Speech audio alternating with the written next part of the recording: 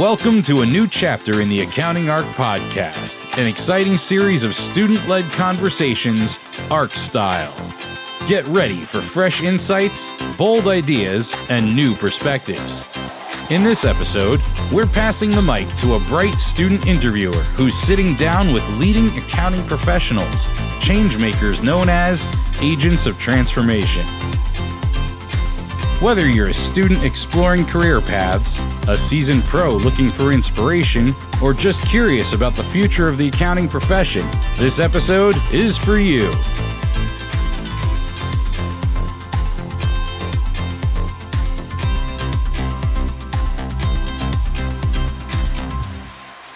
Hey everyone, and welcome to another episode of the Accounting Arc Student-Led Conversations, where we explore important topics and big ideas through student voices. I'm your host, Arpan Gurwal, and today's episode is a really important one. We're talking about something that affects all of us, whether we're students, early career professionals, or leaders in the industry: mental health and resilience.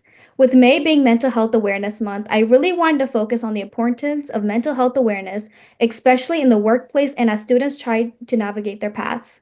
I think it's powerful when people open up and about the challenges they face or continue to deal with, because it reminds us that we're not alone or the only ones dealing with it, and it is not something to be ashamed of.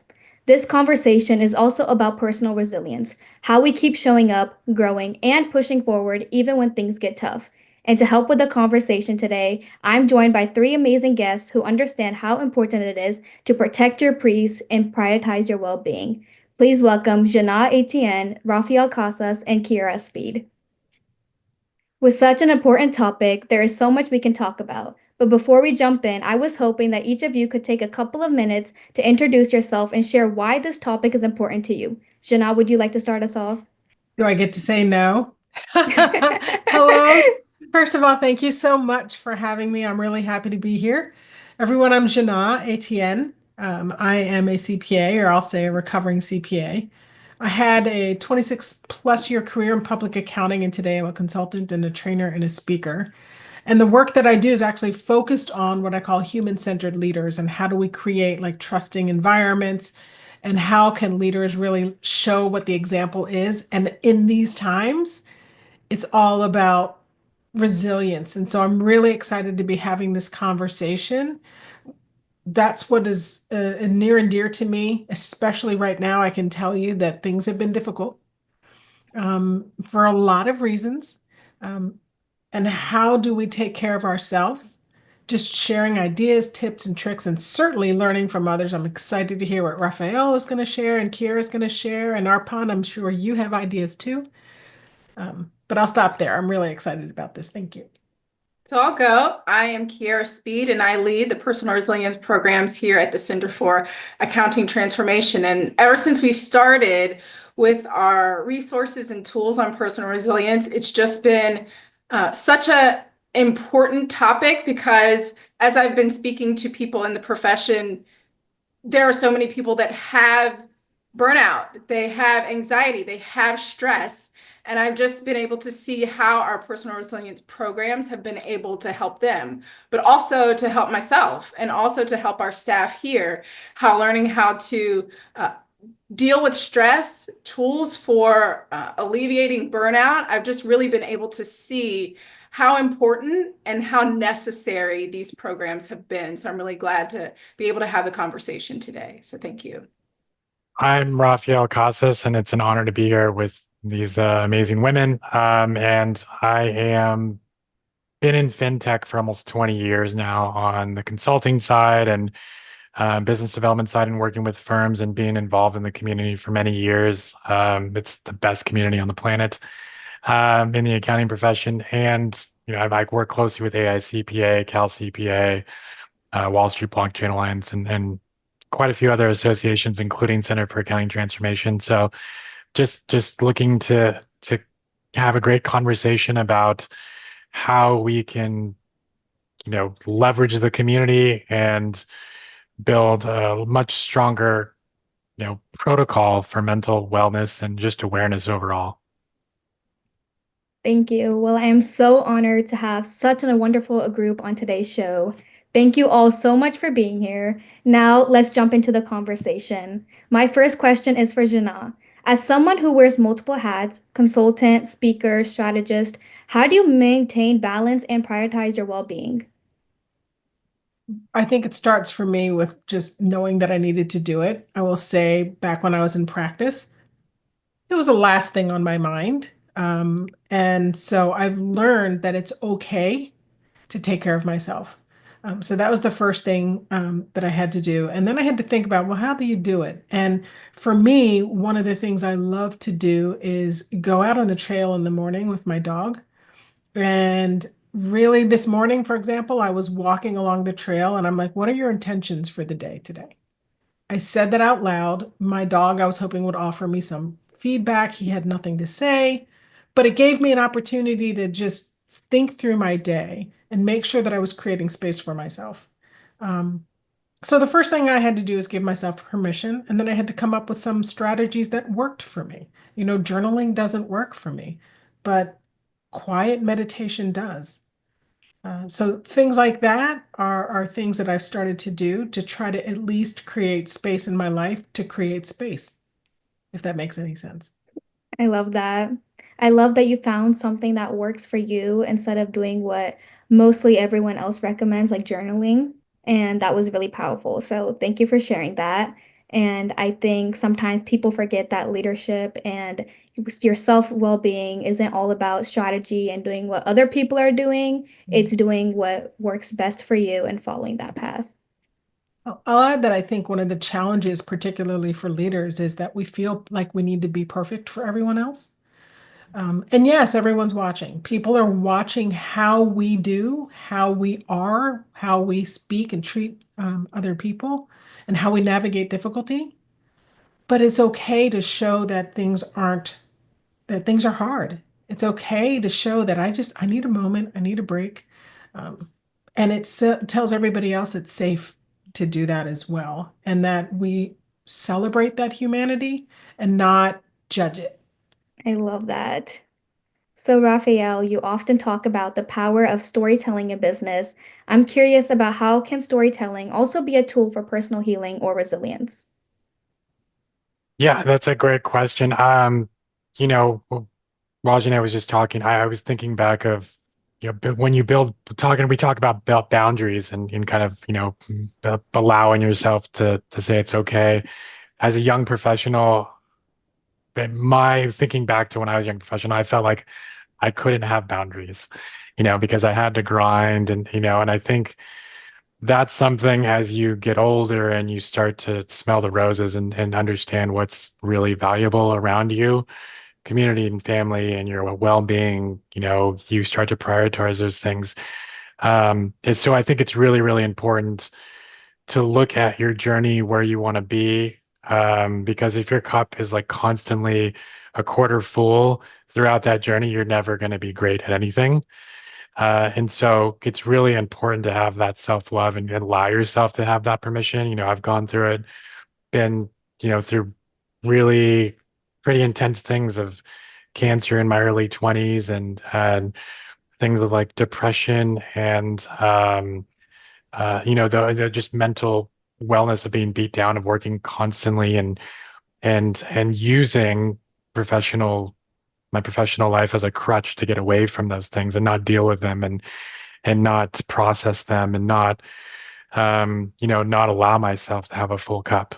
So I think those are things that really have to just step back and as a young age, like set those boundaries, because you should have boundaries and you shouldn't have your professional life be your crutch or your escapism. There's so many amazing things that can come from you being yourself again. Because again, throughout all of those years, you'll just build density and resentment, and you'll start to end up losing the things you were good at in your professional career because you're not decompressing those things. You lose your retention. You're not, so even the things that you were leaning on become they suffer because you're not allowing yourself and giving yourself the permission to heal. And we all deal through trauma and we all deal through mental health and wellness, but it's important to allow yourself to heal. You mentioned that you went through cancer and depression. Was there anything in specific that really helped you get through those tough times? Um, during that certain first phase, my family, and then I was doing a lot of martial arts that kind of helped me physically and mentally get ready. Through depression, I think that was really a catalyst has been the accounting profession community, has been amazing and helped me in many ways with, alternative solutions to be able to kind of overcome, certain types of trauma and generational trauma and things that I just wasn't able to process in the past. So, I think it's really a community is so important because you're not alone. And many times you may feel like you're alone or, everyone is going through something that you can relate to. And just know that don't worry about the judgment and don't worry about anything like that. It's just important to kind of let these things out because you'll be better at the end of the day. And ultimately, everything else suffers if you don't allow yourself the opportunity to let those things out and process those things out. So I just think you kind of you can quickly turn into a decade of you just feeling a terrible way if you don't set those boundaries for yourself. But I think those are the things that really ultimately helped me overcome kind of these areas and fill myself again and fill my cup back up. But then it also, turns your mindset into I want to work out or do these things that will benefit me and my mental health when previously it felt like a struggle to even get up and do those things to like eat healthy or go to the gym, but now it's a priority for me. So where those things are just top of mind, I have to do that. So, I love that. so those are just things that, you have to lean in and to just know that you're not alone. Thank you for sharing that. Jana and Arpan, Kiera. I'm sorry, Arpan, can I just add one more thing that Rafael Mhm. reminded me of? Because Rafael, when you were talking, I was thinking, and then we make those bad practices a habit, Hmm. and then it's hard to undo it. So, I mean, thank you for reminding us all of that, Yeah. because if you don't if you don't pay attention and notice that you're even doing it, it's really hard to stop it. So, Yeah. The mm, unlearning is not an easy thing at all. yeah. I agree. Jana and Kiera, do you guys have a similar time when you faced a low point, and what helped you guys get through it? Kiera, you want to go? Yeah, definitely. I think we all have those times, right? In and out of our careers or even our personal lives where things just don't feel like they used to, or things are, you feel kind of sad or down. I like some of the things that kind of Raphael and Jana mentioned about figuring out what works for you. So, like for myself, I've recently, probably in the last 3 months, really gotten into walking, kind of like Jana. And it has helped tremendously, especially now that the sun is out, it's warmer.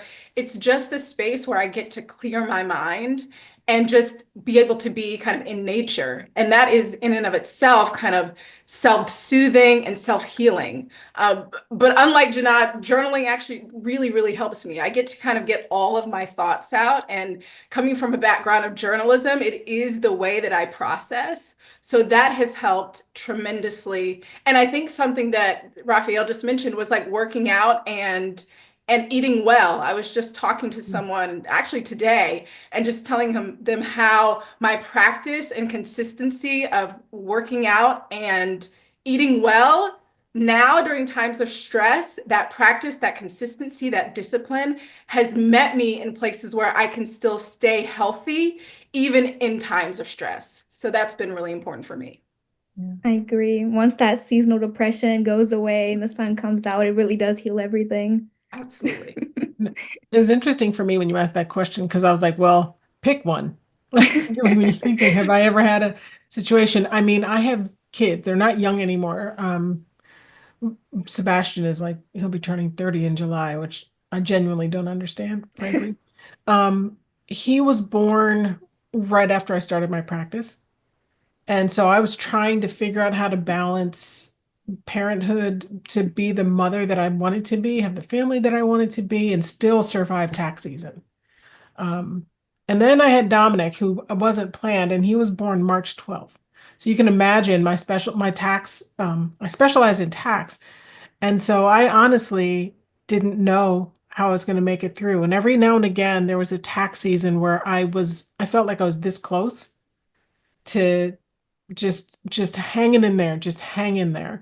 And back then, Rafael was doing what you were talking about. I was just trying to grind it out, like just tough it out. And I didn't realize that I was doing that until uh, much later when I sold my practice and had my first not busy season. I had no idea what to do with myself.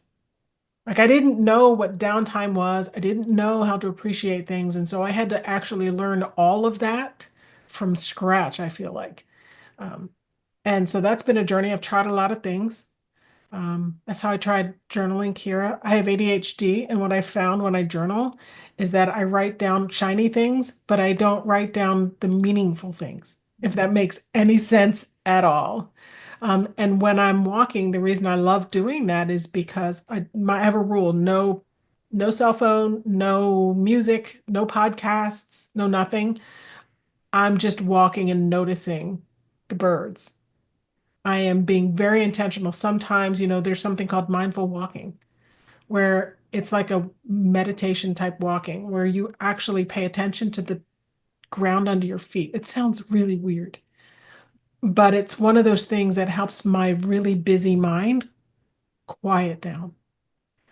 And I found that that works in so many places in so many ways. Like even sometimes in a meeting, and I don't know what I'm feeling. I can't go out and walk, but I can press my feet into the floor and just feel the floor or just do this with my hands off camera so nobody can see it and mute because you can hear it. Um, but I found that I can do those things when I'm experiencing challenges now, and the challenges pop up a lot. And they often pop up for me more in moments than these big events. I'm grateful for that. And then I've also learned the self-compassion piece is hard. Raphael, you said, don't worry about what others think. And I'm like, that was really hard for me to learn. Um, I didn't even know that I wasn't practicing self-compassion until I was talking to a consultant. She was listening to my language and she said, hold on a second. She went to her bookshelf and she showed me a book that said the importance of self-compassion. And I was like, wow, like I didn't even realize that my own language was like that. So, and that was just, I think, like 3 years ago. So I haven't found any one right thing, but it has started with noticing that I'm having these sort of issues that I need to address and then Mhm. trying something, right? You hear if Mhm. somebody does one thing and you're like, oh, I'll try it, see if it works. And sometimes it's like I'm laughing at myself because I'm like, yeah, that didn't work. And then other times I'm realizing after the fact that what I did really helped me. Because you won't necessarily notice it if you try something in real time. You'll notice it when you reflect back and think about how you feel. Um, Yeah. I really loved your mention of mindful walking. I feel like even myself and others can agree that often we're not really in the present. We're either thinking about what we did in the past or what we have going on in the future. And I feel like that just causes like an unnecessary amount of stress, especially for myself. So even when I'm like, because I would just work nonstop. I would procrastinate and then at the end I would work nonstop. And then after that I'd be like, I don't know what to do with myself. I don't know what I'm supposed to do now. Do I go back to the past and fix those problems or do I just keep working ahead? So I would just go out, leave my house and really just spend time in like the present, whether it's like going out to eat with my family or going shopping, really just de-stressing and finding myself in places that I want to be in rather than other places in my mind. yeah. Places on purpose, not Yeah. places because you have to be. Yeah. Yes. Well, thank you guys for being so open with this question. And I'm really wondering, how did those moments shape the way you view success and self-worth today? These aren't small questions, Arpin. I'm just saying. It kind of led me into something, I was saying about kind of the self-worth of it. I used to kind of bank on into what you were saying with regards to like the pressure and just waiting, procrastinating, and feeling good. You would be a kind of a badge of honor of I thrive under pressure, and that's not like a cool thing, like you don't. you want to have mental clarity, and you're going to be much more effective at communicating and thinking, critical thinking, and if you're constantly in that mindset of I thrive under pressure like it's a badge of honor, it isn't. You're just highly sensitive because your mind is going in overload, and that's why you think it's a good thing, but it's not in the long run a good thing. And so I get those boundaries, and not having that mindset, but also to all the points I've been making, like you have to give yourself grace. That's super important, because you can't put unnecessary pressure. Just believe in yourself.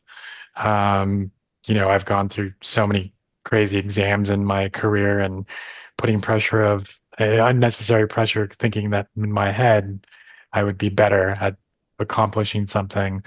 And I would accomplish those things, but I don't feel like I would grasp them with a clear mind. So I think it's really important to just these things lead to just overall better retention, relationships, professionally and personally, which is really important. So, it's just the number one thing I think for me is just to give yourself grace. I love that. And I think about it more as going from the mindset of just the external to the internal, where the external was, how many hours am I putting in? What does my success look like on the outside? Am I getting a certain number of clients? Am I, putting in a certain, like I said, a certain number of hours, to really focusing on the internal and how do I feel? Like where am I giving myself grace? I think that growing up, because everything was very set on what are the grades, where are you going to school, and all of those pressures really didn't add up to success, because once you got to those places, it was kind of like, well, I've accomplished that, but how am I actually feeling, right? So for me, it's now taking a look at how do I feel inside? What is my mindfulness like?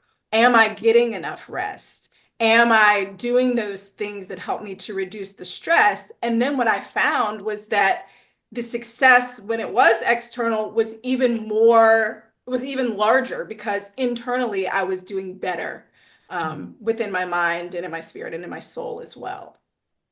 Yeah, one of the things that I've started to do, Kiera, you're so right about, like, I work really hard, and then I get there and I didn't enjoy any part of that journey.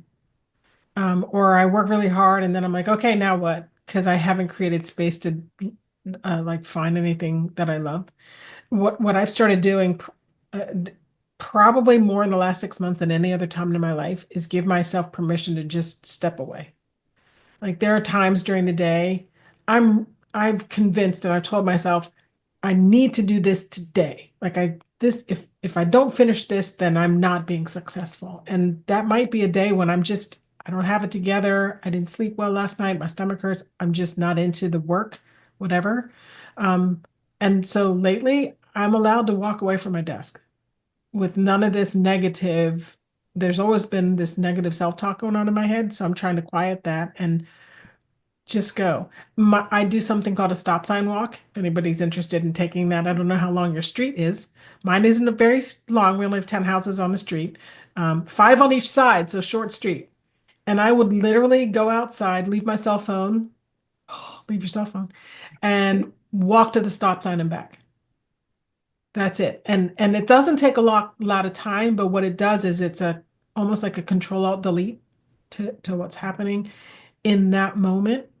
Um, that's something my husband started, he called it the stop sign date during COVID. And so that's what we started doing. And I realized lately that I can keep doing that. So that's one of the things that I started doing. Permission to pause randomly in the middle of the day, if that's what I need.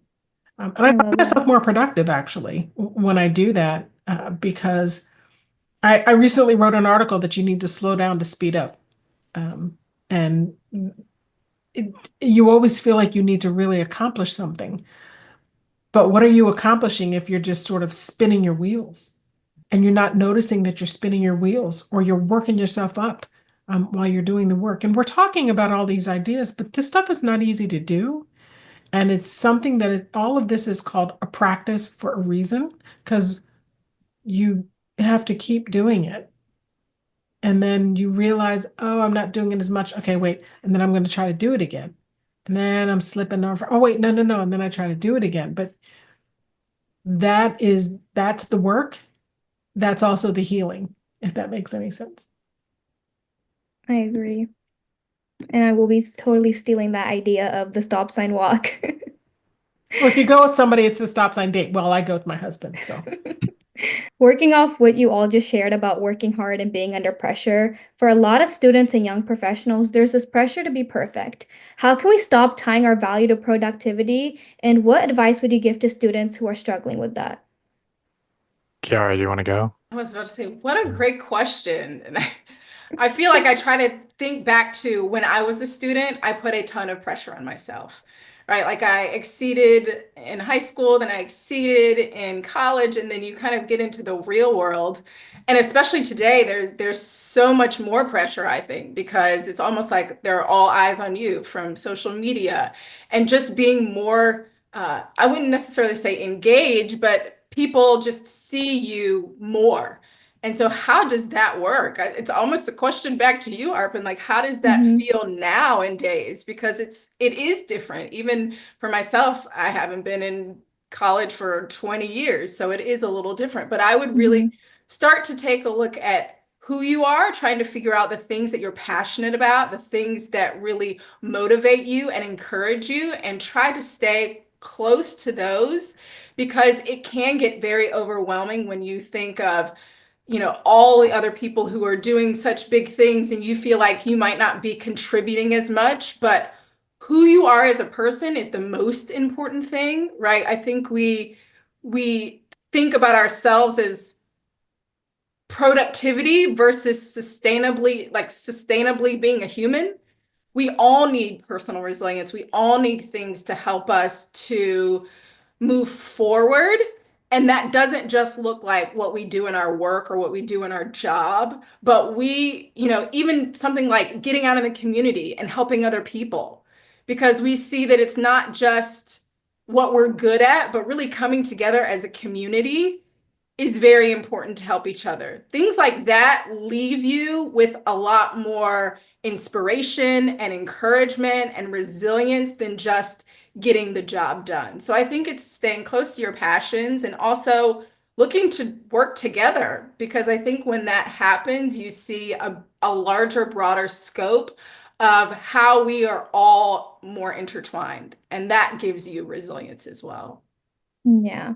And I feel like even from a student perspective, especially with today being college decision day, I was just scrolling through social media and I'm seeing everyone like putting their stats and what they did to get into these colleges. And it's like 5.0 GPAs, not even 4.0s anymore, like lists That's and lists of amazing. awards and clubs they did, over 200 like hours of volunteering experience. And I'm like, there is so much pressure for kids that just even look at this and we don't know when, like, where that line is to be perfect for those college applications and how to look perfect on that paper and follow our passions and want to take the time to do what we want to do instead.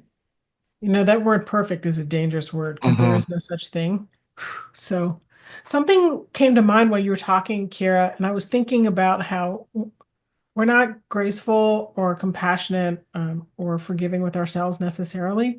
But one of the strategies that has helped me from time to time when I remember to do it is I think if somebody else were going through this, what suggestion would I make? What encouragement would I offer? What might I share with that person to help them through whatever they're dealing with and realize, oh, I can do that.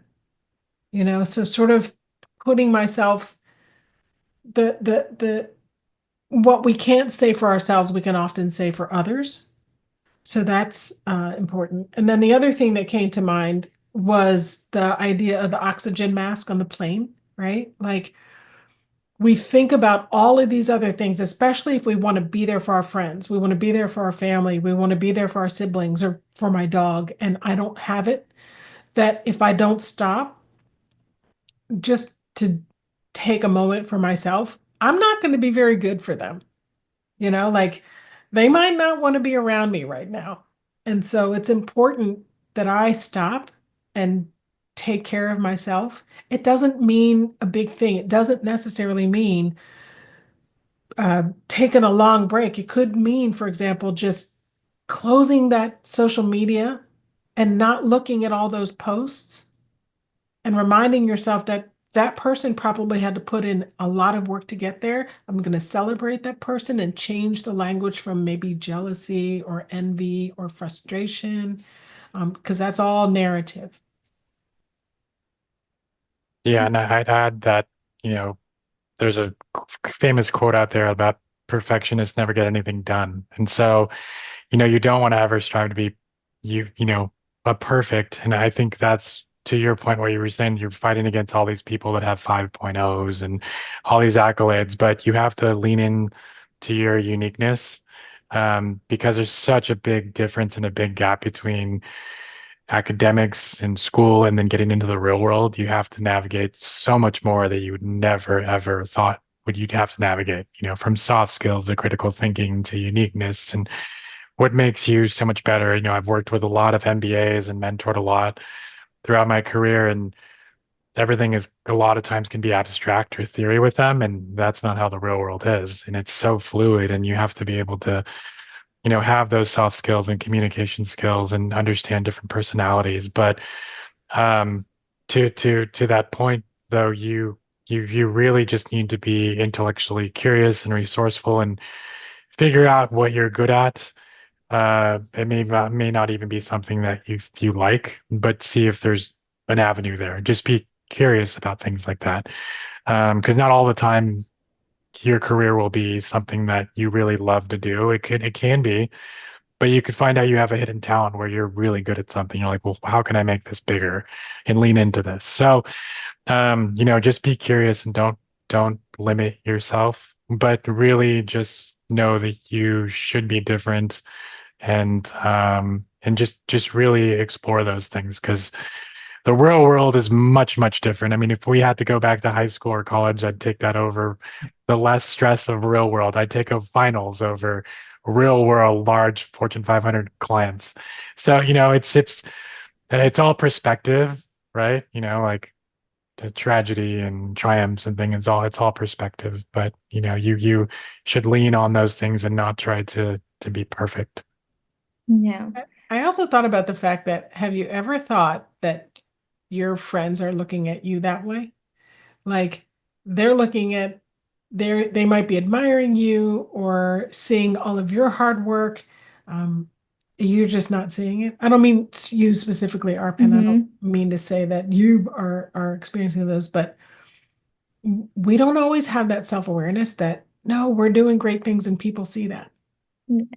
And so that might be helpful to just stop and ask myself, well, what's one good thing about what I'm doing? Mhm. I mean, one thing I've realized for myself and even for all of my friends as well is that when we look at ourselves and what we've accomplished, we don't really look at the success we've had through it or what other people see. We often see the mistakes we've made in those, how we can be perfect in the future, and really just focusing on the worst parts of it rather than the good parts. And even if we make a mistake once, we just stop there because we're scared of getting past that barrier and wanting to improve. So we just pause and forget. Rafael, did you say practice makes perfect? Is that the saying that you said a minute ago? Because No, I don't remember if that's the one that you no, said, but I what was I saying perfectionists never get anything done. oh well, you see what I heard when you said that. Yeah. But a saying that I started using a couple for years now is practice makes progress. Mhm. And don't say practice makes perfect because there's no such thing. Yeah. It's always important just to that last point of, you often hear when there's couples or relationships, like, how can I love you better? Things like that. Something to think about is like, how can I love myself better? Because I think that's really important because oftentimes you're always looking outward externally, and it really should come from like, how can you know, fill your cup better each week and not give yourself so much heck about what you could have done last week. Stop That's a being really other people's therapist and be your Yeah. own first. Yeah. And that's a really good point. My husband and I, we've had our ups and downs in our relationship.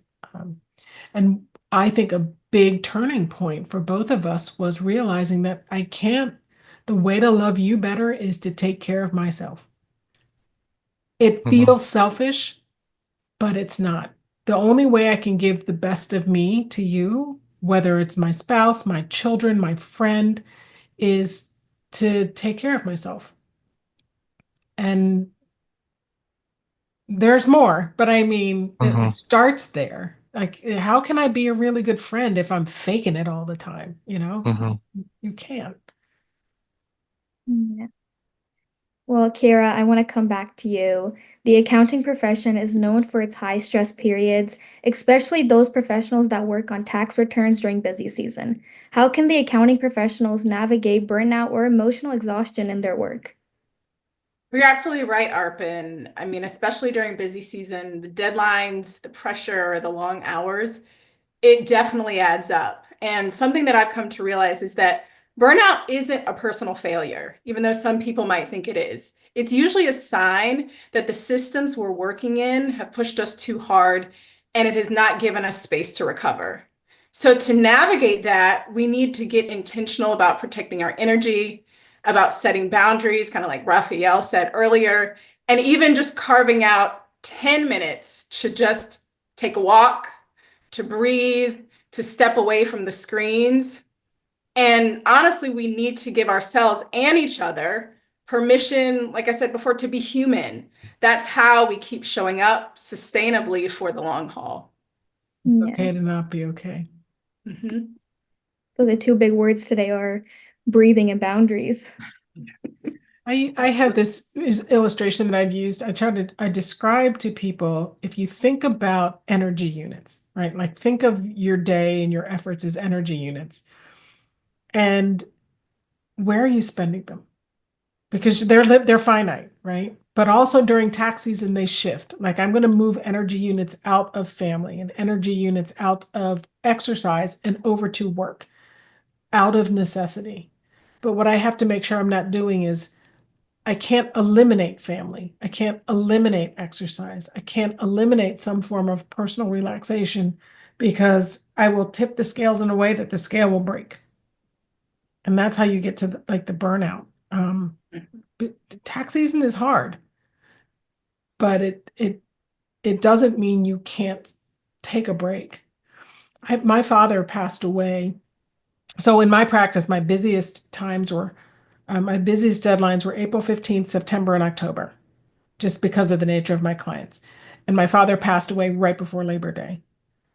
And so that whole summer that he had been sick, I wasn't really working, but I knew the September 15th deadline was coming. And I was just, like, sort of in denial mode, like, I don't care. I had a bigger priority right now.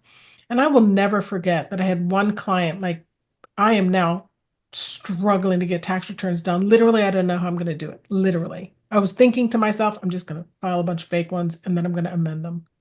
Okay, IRS, you didn't hear that. I had a client that came in the door. She knew what was going on with me. She extended her condolences, and then she literally said to me, "It's okay if my return goes late." I mean, who says that? But that had to do with the trust. I was transparent and open with my clients. Um, they knew what was going on. I wasn't trying to fake it like the Raphael, you're talking about a badge of honor. You're not fooling anyone. Um, and that was a big lesson. Like, I have never forgotten that sometimes you can tell people you're not okay, and they shockingly will help you. They will support you, family, friends, and clients and colleagues. Being open can take you so far. Yeah. Well, Kira, at the start of the podcast, you mentioned that the Center for Accounting Transformation, and I know you guide some of the center's work on personal resilience. Can you share a little bit about how the center is helping to support accounting professionals when it comes to personal resilience? Absolutely. So at the Center for Accounting Transformation, we talk a lot about the mindset shift, not just getting through, but really actually learning how to build personal resilience. This includes tools and strategies that help professionals manage uncertainty, regulate stress, and create space for mental recovery, even in high pressure environments. So what you can do is actually the Center for Accounting Transformation has our website, which is improvetheworld.net.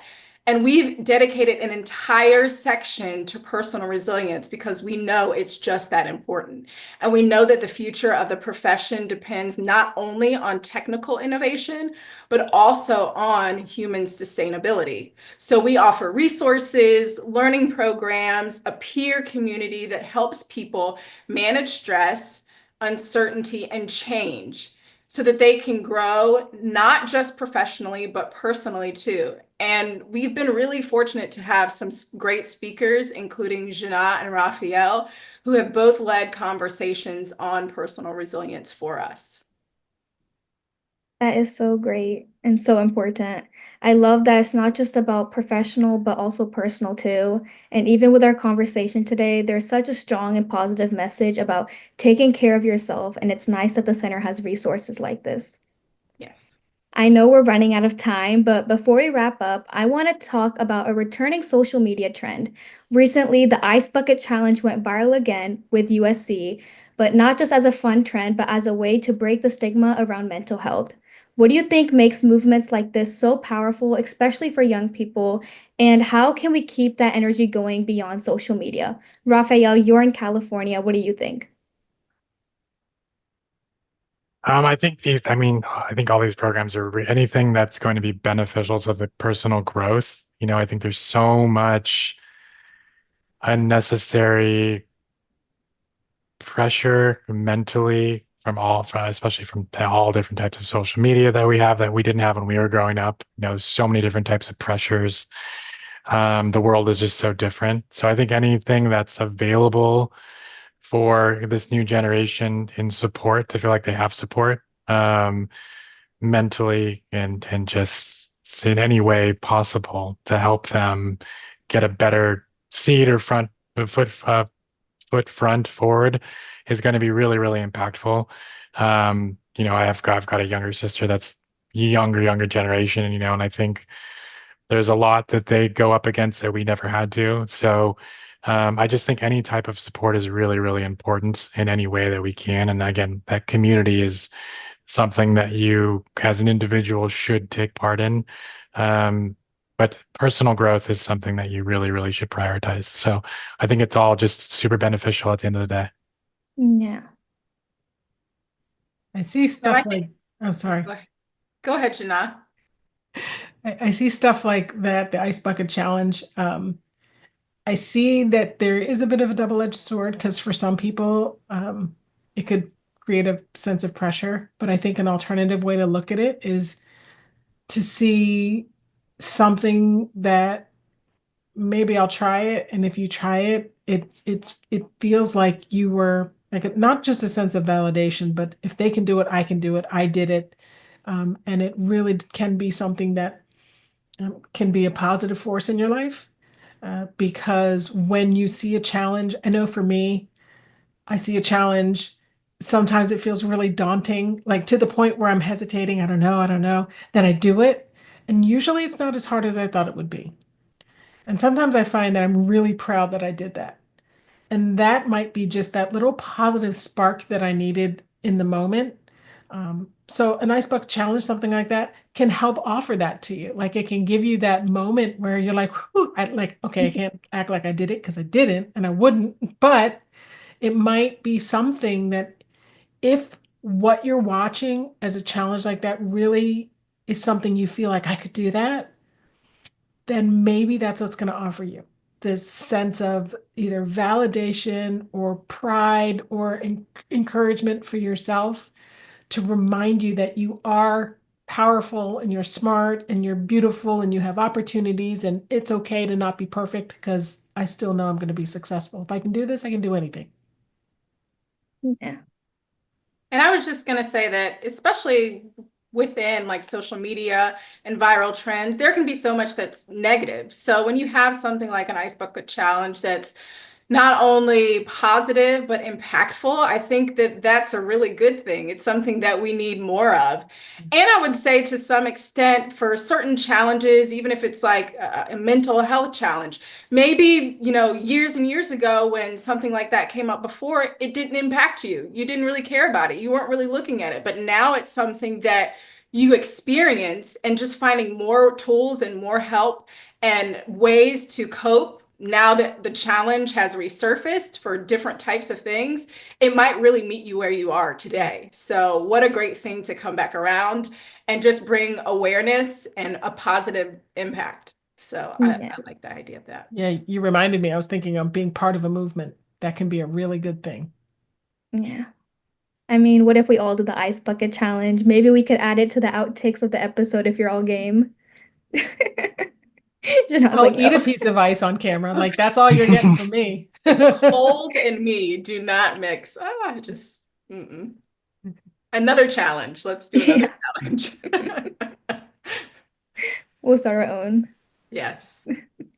Well, this has been such a great conversation today, and I want to thank each and every one of you for being such a huge part of today's episode and the student-led conversations, especially on a topic that is so deep and personal to me.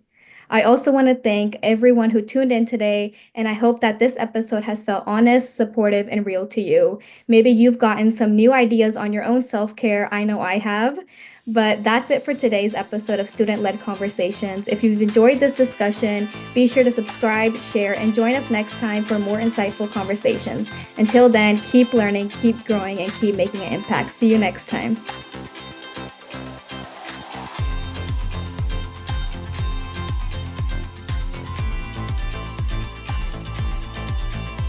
The Center for Accounting Transformation provides business professionals with a network for utilizing innovations that are ready for adoption, the training and resources necessary to apply those innovations, and an opportunity to engage the talent and community needed to further the pursuit of innovative accounting practices that drive responsible and mindful business performance.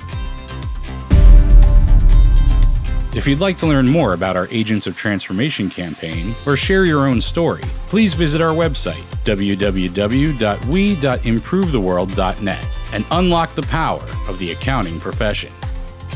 And if you'd like to apply to be a student host on a future episode, email us at agents@improvetheworld.net.